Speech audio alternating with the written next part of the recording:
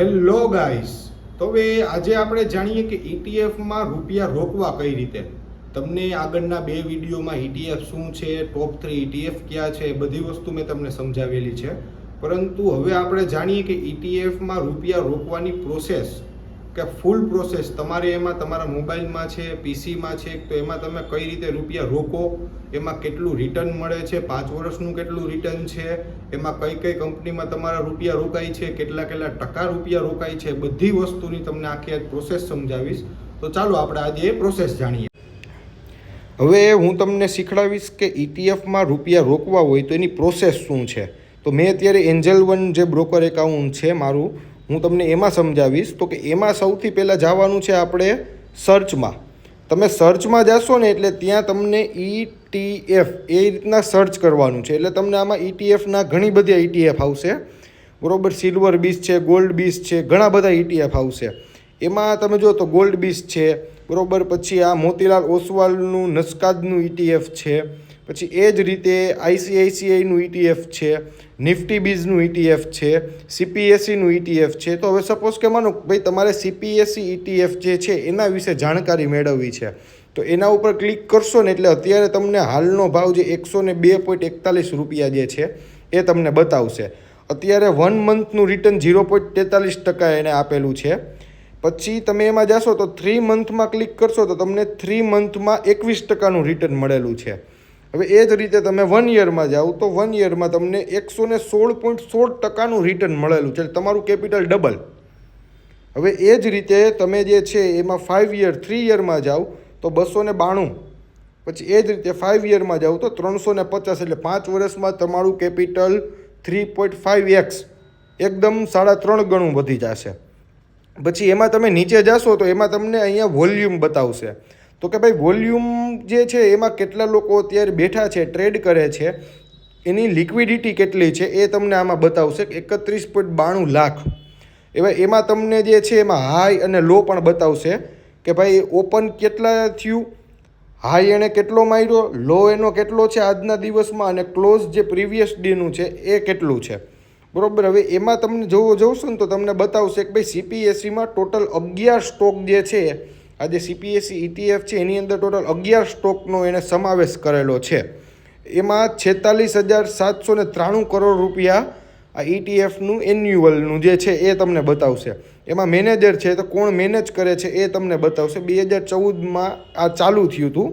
એ જ રીતે તમે નીચે જશો ને તો આમાં નીચે આવશે તમને સ્ટોક એન્ડ વેઇટેજ. તો એમાં તમે જશો ને તો અત્યારે તમને બતાવશે કે ભાઈ તમે તમારા રૂપિયા જે છે એ તમે રૂપિયા રોક્યા છે તો એ રૂપિયા એનટીપીસીમાં તમારા 20% રૂપિયા રોકેલા છે, પાવર ગ્રીડમાં તમારા 18% રૂપિયા રોકાશે, ઓએનજીસી છે.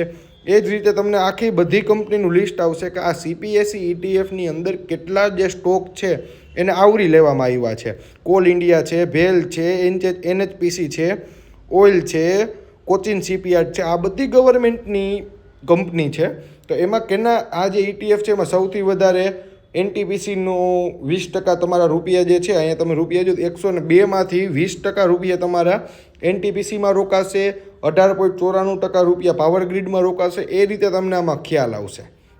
હવે આને તમારે બાય કરવું હોય તો નીચે ઓપ્શન આપેલું છે બાયનું. તે બાયના ઓપ્શન ઉપર જાશો તમે એટલે આમાં 2 ઓપ્શન આવશે. તો કે ભાઈ વન ટાઈમ એટલે કે તમારી પાસે 5 લાખ રૂપિયા છે, 2 લાખ રૂપિયા છે, તમારે એકી સાથે રોકી દેવા છે. તો તમે આમાં જશો ને એટલે આમાં તમને બતાવશે કે તમારી પાસે બેલેન્સ કેટલું છે. અહીંયા સાઈડમાં અવેલેબલ કેશ એમાં 2 લાખ હશે. એમાં તમે કોઈ પણ ટ્રેડ નાખો કે ભાઈ મારે 100 ક્વોન્ટિટી લેવી છે, એટલે ભાઈ 100 ક્વોન્ટિટી માટે તમારે 10,245 રૂપિયાની એકાઉન્ટમાં જરૂર પડશે. હવે એ છે જો તમારે લિમિટ કરવી હોય ભાઈ મારે આટલા રૂપિયા ભાવ જશે ત્યારે મારે લેવો છે, કંઈ તમે લિમિટ મારો. અત્યારે માર્કેટ છે તો અત્યારે લાઈવ જે ભાવ આવશે એ ભાવે તમારા જે 100 શેર છે એ પરચેસ થશે. પછી આમાં જે છે અત્યારે મારા એકાઉન્ટમાં રૂપિયા નથી એટલે આ તમને ના મળે.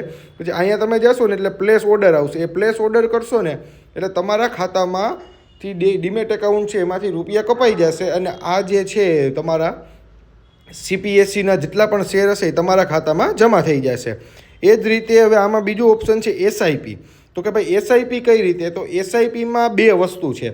એક તો તમારે એમાઉન્ટ કે ભાઈ મારે મહિને 5,000 રૂપિયા રોકવા છે તો 5,000 રૂપિયા અહીંયા તમે રાખો છો. બરોબર. પછી એમાં નીચે જોવાનું કે એસઆઈપી સિલેક્ટ કઈ રીતે, કે ભાઈ તમારે મંથલી રોકવા છે કે વીકલી, તો કે ભાઈ મારે મંથલી રોકવા છે. તો મંથલીમાં એસઆઈપીની ડેટ નક્કી કરવાની કે ભાઈ મારા દર મહિનાની 18 તારીખે, જે 18 ઓગસ્ટ છે 2024 હવે જે આવશે, બરોબર, એ તારીખે 18/8 મારા રૂપિયા ઓટોમેટિક કપાઈ જશે. દર મહિને આ રૂપિયા ઓટોમેટિક કપાઈ જશે. હવે એ જ રીતે તમારે ભાઈ રૂપિયા નથી, તમારે ક્વોન્ટિટી લેવી કે મારે દર મહિને 5000 શેરની જગ્યાએ મારે દર મહિને 500 શેર લેવાના છે.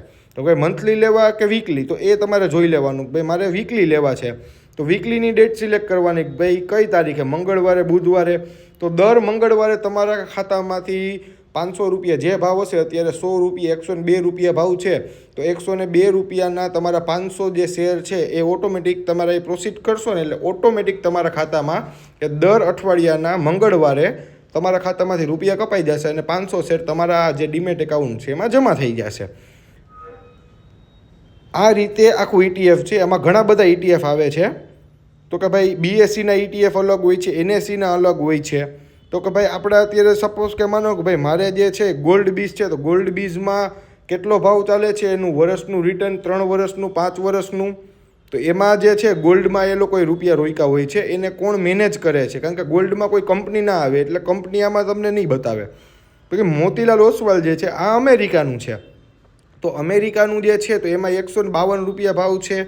તમે જુઓ તો ભાઈ 3 વર્ષમાં 37% રિટર્ન છે ને 5 વર્ષમાં 185% રિટર્ન છે, બરાબર. તો આમાં જે છે આમાં સુનિલ શાશ્વત કરીને જે છે એ ભાઈ આમાં રૂપિયા તમારા જે ફંડ છે એ મેનેજ કરશે, બરાબર. એ જ રીતે મોતીલાલ ઓસવાલનું છે, નિપોનનું છે, ભારત બોન્ડ છે, ઘણા બધા પ્રકારના ETF આવે છે. તો ભાઈ નિફ્ટી 20 છે તો આપણી ટોપ 50 કંપનીના છે. પછી CPSE ETF વિશે આપણે જાણ્યું. પછી તમે આગળ જશો એ રીતે આવશે જો મફાંગ, તો એ પણ અમેરિકાનું છે. તો એમાં કેટલા રૂપિયા રોકાય, શું છે, બધી વસ્તુ તમને આમાં જાણવા મળશે. પછી એ જ રીતે છે તમે આગળ PSU બેંક, તો કે ભાઈ PSU બેંક છે એમાં તમારે રૂપિયા રોકવા છે, તેમાં 5 વર્ષનું રિટર્ન કેટલું છે, શું છે, એમાં કઈ બેંકમાં તમારા રૂપિયા રોકાશે કેટલા, એ બધી વસ્તુ તમને આમાં જાણવા મળશે. હવે આ રીતે તમારે આમાં રૂપિયા રોકવાના છે, બરોબર. કોઈ પણ પ્રકારની કાંઈ પણ ક્વેરી હોય તો મને નીચે કોમેન્ટ કરીને બતાવો. અને આ વિડીયો જો તમને ગમ્યો હોય તો લાઇક, શેર અને સબસ્ક્રાઈબ કરવાનું ભૂલતા નહીં. Thank you.